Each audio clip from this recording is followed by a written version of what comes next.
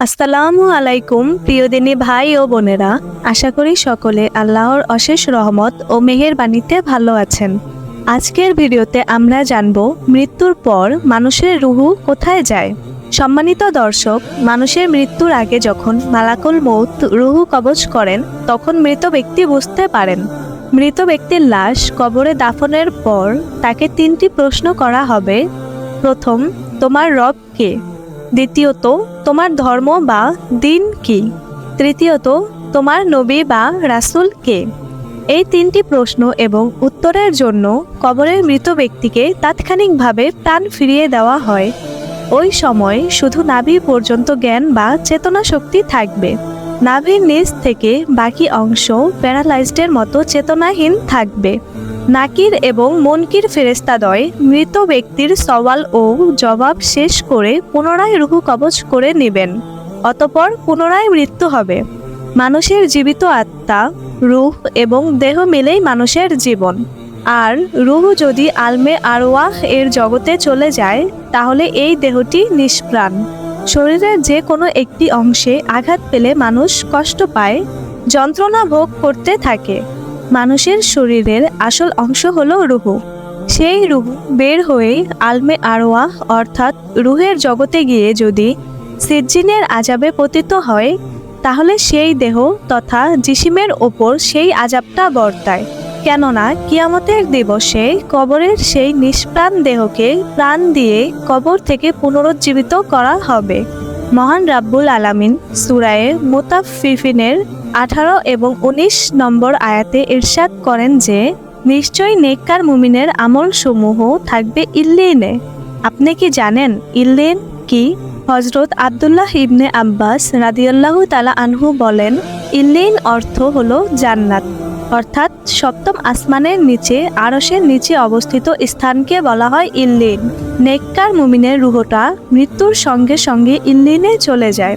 আল্লামা ইবনে কাসির রহমাতুল্লাহি আলাইহি আরও বলেন যে, ইল্লিন শব্দটি উলুন ধাতু থেকে নির্গত, অর্থাৎ উঁচু স্থান। যখন কোনো জিনিস উপরের দিকে ওঠে তখন সেটা সম্মানিত হয়ে যায়, কিমতওয়ালা হয়ে যায়। হযরত বারা ইবনে আজিব রহমাতুল্লাহি আলাইহি থেকে বর্ণিত যে, ইল্লিনে মুমিন বান্দাদের রুহু এবং আমলনামা সমূহ রাখা হয়। আল্লাহ পাক সূরায়ে আত-তাফফিফের 8, 9 এবং 10 নম্বর আয়াতে ঘোষণা করেন যে, নিশ্চয়ই পাপাচারীদের আমলনামা সমূহ সিজ্জিনে আছে। আপনি জানেন সিজ্জিন কি? এটি একটি লিপিবদ্ধ ডায়েরি বা খাতা। সিজ্জিন শব্দের অর্থ কারাগার বা বন্দি দশা।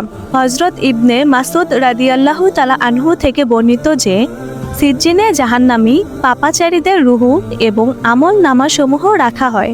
হযরত ইবনে কাসির রহমাতুল্লাহি আলাইহি, হযরত ইবনে রজব রহমাতুল্লাহি আলাইহি এর অধিক সংখ্যক হাদিসে বর্ণিত করেন যে, জাহান্নামীদের জন্য সিজ্জিন বা শাস্তিখানা, বন্দিখানা হলো 7 নম্বর জমিনের নিচের স্থান, যেমন 7 আসমান এবং 7 জমিন।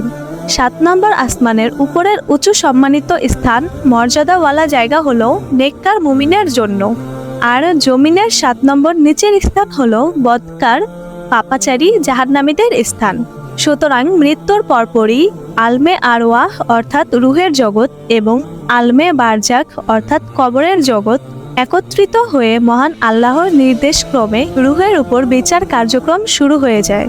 আর রুহুটা হলো মানুষের দেহের মূল চালিকা শক্তি। রুহু থাকলে মানুষ বেঁচে থাকে, আর রুহু না থাকলে মানুষ মারা যায়। রুহু যদি ইল্লিনে অবস্থান করে তাহলে সেই ব্যক্তি কবরের জিন্দেগিতে আরাম তথা সুখ শান্তিতে কুশাদা পূর্ণ অবস্থায় থাকবে। আর রুহু যদি সিজ্জিনে চলে যায় তাহলে সেই ব্যক্তির কবরের জিন্দেগি আযাবদায়ক হয়ে উঠবে। কবরের সঙ্গে মৃত ব্যক্তির রুহু খুবই অঙ্গাঙ্গিভাবে সম্পৃক্ত। রাসূলে পাক সাল্লাল্লাহু আলাইহি ওয়াসাল্লাম একদা কবরস্থানের পাশ দিয়ে যাওয়ার সময় একটা কবরে আযাব হচ্ছে বুঝতে পেরে তিনি ওই কবরে মৃত ব্যক্তির কবরের বুক বরাবর একটি তাজা কুল গাছের ডাল ভেঙে ওই আযাবকৃত কবরের উপরের ওই কুল গাছের ডালটি পুঁতে দিলেন। অতঃপর দোয়া পাঠ করলেন, আল্লাহুম্মা সাকাল্লাহু সারাহু ওয়া জালালাল জান্নাতা মাসওয়াহু। সাহাবায়ে কেরামগণ আল্লাহর রাসূল সাল্লাল্লাহু আলাইহি ওয়াসাল্লামকে জিজ্ঞাসা করলেন, হে আল্লাহর রাসূল, কবরের উপর কুল বৃক্ষের ডাল ভেঙে পুঁতে দিলেন, এর কারণ কি? তদুত্তরে আল্লাহর রাসূল সাল্লাল্লাহু আলাইহি ওয়াসাল্লাম বললেন যে ওই কবরে মৃত ব্যক্তির উপর আযাব হচ্ছে, আর তাজা বৃক্ষের ডালটা ওই কারণেই পুঁতে দিলাম যাতে বৃক্ষরাজি, লতাপাতা ও মহান আল্লাহর জিকিরে লিপ্ত থাকে। ওই গাছের ডাল এবং পাতাসমূহ মহান আল্লাহর জিকির করার কারণে ওই মৃত ব্যক্তির কবর আযাব লাঘব হবে। মুতাওয়াতির হাদিস অর্থাৎ দুর্বল হাদিস হলেও আযাবুল কাবরি হাক্কুন অর্থাৎ কবরের আযাব সত্য, এতে কোনো সন্দেহ নেই। প্রিয় বন্ধুরা, সবশেষে আপনাদেরকে একটা কথাই বলতে চাই, আমাদের এই সুন্দর ভিডিওটি যদি আপনাদের পছন্দ হয়ে থাকে তবে আমাদের এই ভিডিওটি লাইক, কমেন্ট, শেয়ার করবেন। প্রতিদিন এরকম ইসলামিক ভিডিও পেতে আমাদের চ্যানেলটি সাবস্ক্রাইব করে সাথেই থাকবেন। ধন্যবাদ।